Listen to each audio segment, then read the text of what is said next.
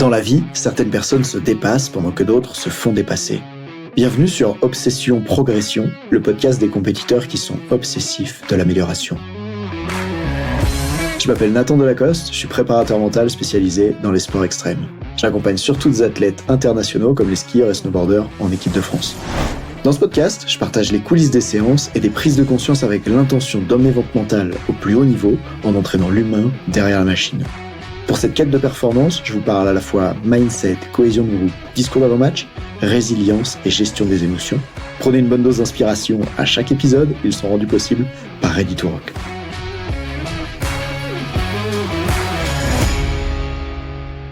Est-ce que tu sais qu'il y a une radio qui tourne en permanence dans la tête de tes jeunes adolescents et que cette radio, c'est la radio qui parle de « mais qu'est-ce qu'on pense de moi ?» T'as sans doute remarqué, si tu coaches à cet âge-là, à quel point ils sont portés sur le regard des autres. Et souvent, la forme que ça prend, c'est une forme invisible dans laquelle, juste par exemple, ils sont extrêmement stressés en compétition. Et j'ai reçu un appel la semaine dernière avec un entraîneur qui coachait sur les championnats de France de snowboard à Val Thorens et qui me dit « là, j'ai une jeune, ça va pas du tout, elle est super stressée. » Et en fait, on en a reparlé après la course. Et ce qu'il a pu voir, c'est un problème dans la reconnaissance qu'elle a avec son frère. Je vais t'en parler dans un instant. Ce qui m'a inspiré aussi ce podcast que je vais faire maintenant, c'est l'échange que j'ai eu avec un autre coach de snowboard ce matin, qui entraîne dans un club en Haute-Savoie, et puis une série de Netflix que je vais te parler. Donc ce premier entraîneur qui coach les championnats de France à Val Thorens, il me dit il y avait un souci avec son frère, où elle croit qu'il n'a pas de reconnaissance envers elle. Son frère, il passe sur la Coupe du Monde de freestyle cette année en snowboard, et donc elle peut se sentir un peu nulle, tout le monde lui dit « Ah, toi t'es la sœur de un tel », et à ce moment-là, du coup, tu peux imaginer ce qu'elle ressent. Ce qu'elle ressent, c'est que son frère est un athlète de haut niveau, comment est-ce qu'elle va faire pour être à la hauteur de lui, à la hauteur de comment les gens le perçoivent. Ça me fait penser d'ailleurs que j'avais échangé avec Jackson Richardson et son fils, Melvin Richardson, est un athlète de très haut niveau, membre de l'équipe de France, etc. Et imagine, dans la tête de plein d'enfants comme ça, qu'est-ce qui peut se passer quand t'as eu avant toi un parent d'un tel niveau. Je me souviens de cette fille que j'avais accompagnée en équipe de France de ski alpinisme. Son père avait lui-même fait des compètes de ski alpinisme avant, en Coupe du Monde, et du coup elle pensait qu'elle devait être à la hauteur de ça et que son père attendait ça d'elle. Et donc là, je t'en parle dans le cadre familial, mais en fait, c'est vraiment quelque chose qui est au-delà du cadre familial. C'est cette radio qu'il y a dans la tête des enfants, cette voix tout le temps qui passe en permanence et qui dit « Qu'est-ce qu'on pense de moi ?» En fait, il y a une série assez géniale sur Netflix à propos du cerveau qui s'appelle « En bref ». Et il y a un épisode dans lequel je vous recommande d'ailleurs beaucoup cette série pour ceux qui aiment voir des vidéos avec un côté scientifique derrière et à la fois très divertissant, bien monté. Vous allez adorer cette série sur Netflix. Dans cet épisode qui s'appelle « Le cerveau des adolescents », ce que les chercheurs indiquent à l'intérieur, c'est que les adolescents, ils recherchent le fait de plaire. Dans leur tête, il y a, et retenez ce mot, je l'ai trouvé super intéressant, il y a une audience imaginaire qui les regarde en permanence et ils se demandent s'ils vont être appréciés. Et ce mot de audience imaginaire, il est vraiment important parce qu'en vrai, même parfois quand il n'y a pas d'audience ou très peu d'audience, il y a une audience imaginaire dans la tête des jeunes.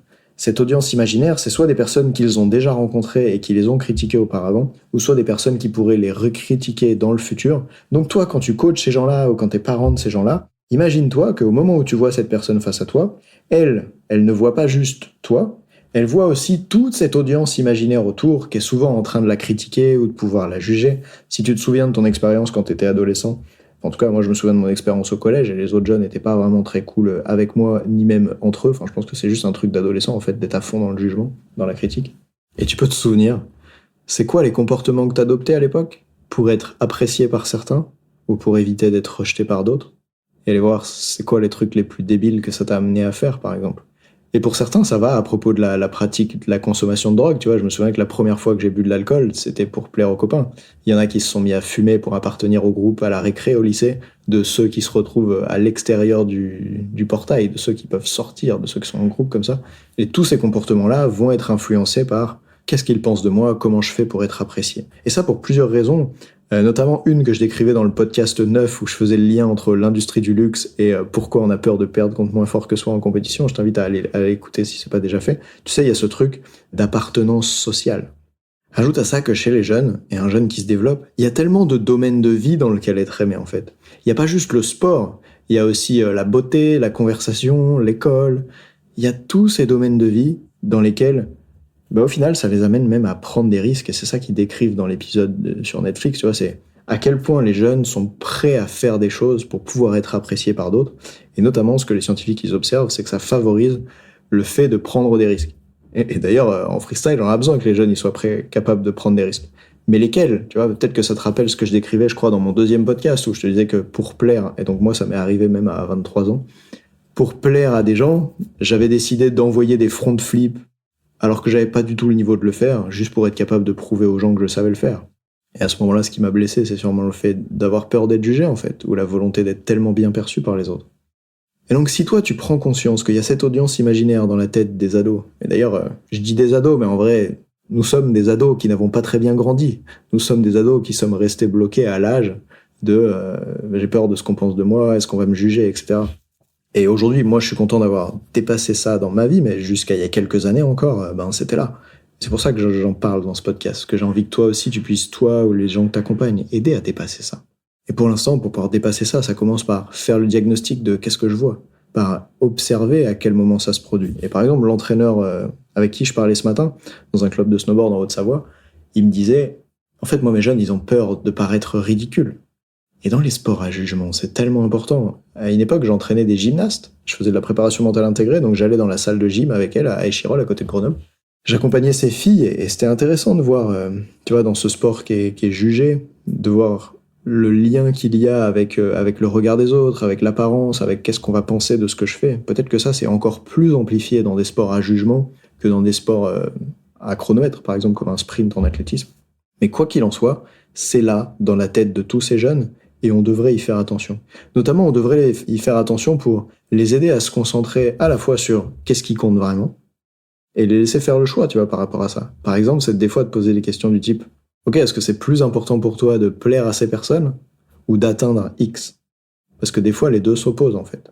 Exemple, est-ce que c'est plus important pour toi de plaire à tes potes en allant faire la soirée avec eux jusqu'à 3 heures du matin, ou est-ce que c'est plus important pour toi d'être performant en compétition samedi ? Parce que souvent, en fait, ça va être l'un ou l'autre. Et là, du coup, en posant une question comme ça, tu peux aider la personne à choisir, et je dirais même à se choisir.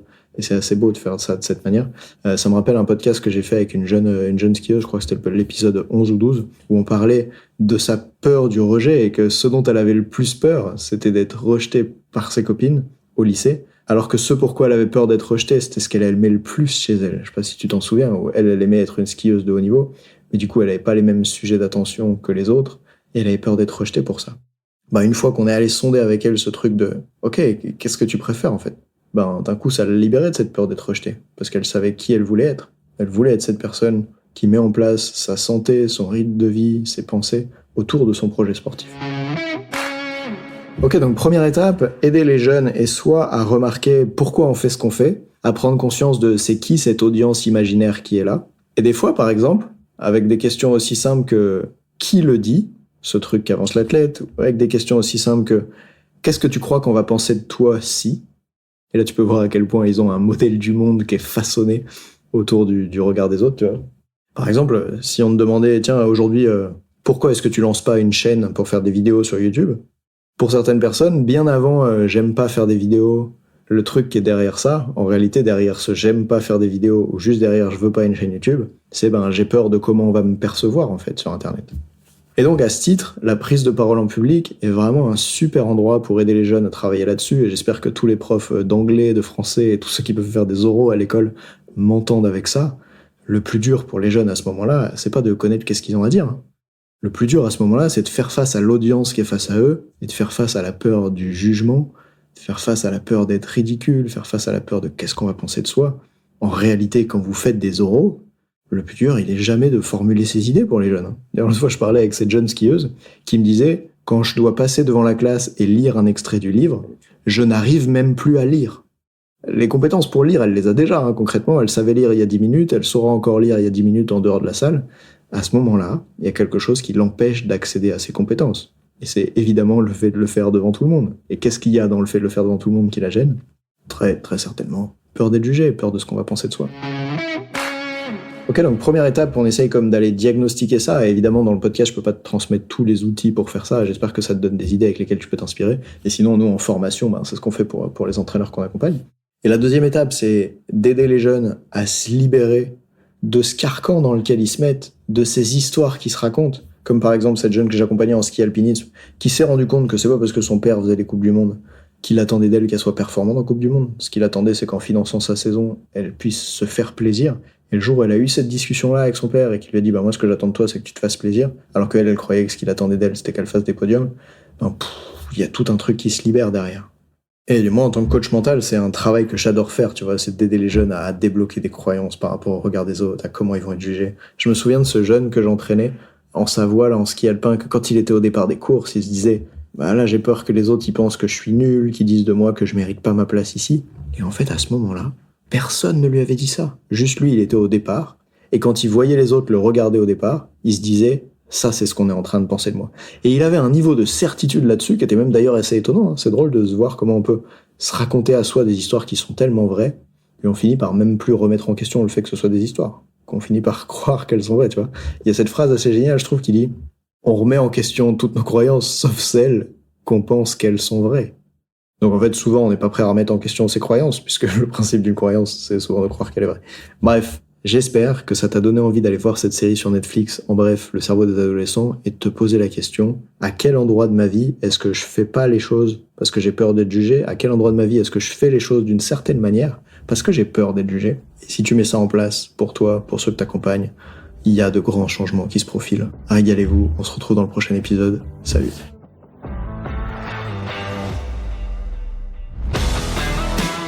On dit souvent que le mental, c'est 70% de la performance à haut niveau. Pourtant, rares sont ceux qui l'entraînent au moins de 10% du temps. En écoutant jusqu'ici, t'as donné à la dimension mentale un peu plus de la place qu'elle mérite chaque semaine. Bien joué. Ma mission audacieuse, c'est d'aider le monde du sport à se transformer en profondeur, et je veux faire en sorte que plus aucun coach ne passe à côté de la psychologie de ses athlètes. C'est pour accomplir ça que je crée une tonne de vidéos sur YouTube et des épisodes comme celui que tu viens d'écouter. Alors, je vais pas te demander d'inscrire de force tes amis au podcast, et en même temps, si tu peux en parler à quelqu'un qui va l'adorer, quelqu'un à qui ça serait utile, ta recommandation, elle signifie beaucoup pour moi.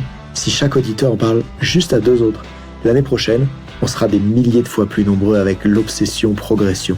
Salut!